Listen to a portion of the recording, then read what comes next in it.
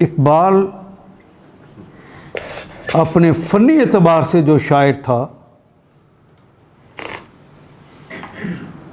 वो कुछ छोटा शायर नहीं, बहुत बड़ा शायर था। उनकी पहली किताब, उसका नाम है रख्ते सफ़र। आपको उनके नाम भी नहीं याद होगा कि उनकी इस किताब का नाम क्या है। पहली किताब जो उनकी छपी थी, जहाँ वो अपने फ़न की बुलंदियों पर हैं, वो रख्ते सफ़र है फ़नी एतबार से। लेकिन बाप ने बचपन में, इनकी आवाज़ अच्छी थी, तिलावत करते तो बाप पास बैठ जाते और कहते, बेटा अच्छा पढ़ते हो, मैं तुम्हें किसी दिन नसीहत करूँगा। ये वक्त गुजर गया, बाप बेटा बाहर पढ़ने के लिए जाने लगा, अब्बा जी आप तो नसीहत कर दें।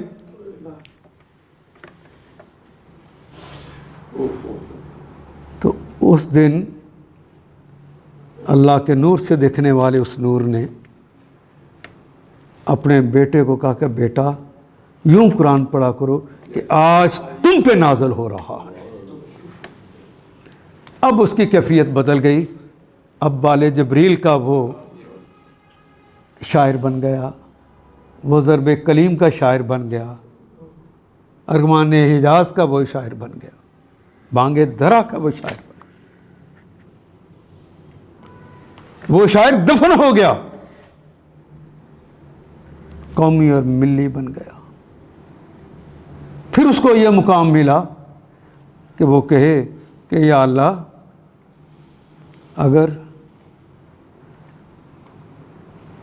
मैं जो कुछ कर रहा हूँ ये तेरे रसूल की मोहब्बत और इश्क के अलावा कुछ और हो, तो क़यामत के रोज़ मुझे उनकी बशारत से महरूम कर देना, उनका पाँव का मुझे बोसा न लेने देना। जब ज़िंदगियों का महवर गौर, फ़िक्र, तदब्बर और कुरान बन जाए तो ज़िंदगियाँ रख्ते सफ़र से बाले जबरील का सफ़र कर लेती है। आपको वो इकबाल पसंद है कि ये वाला? तो गौर, फ़िक्र, तदब्बर।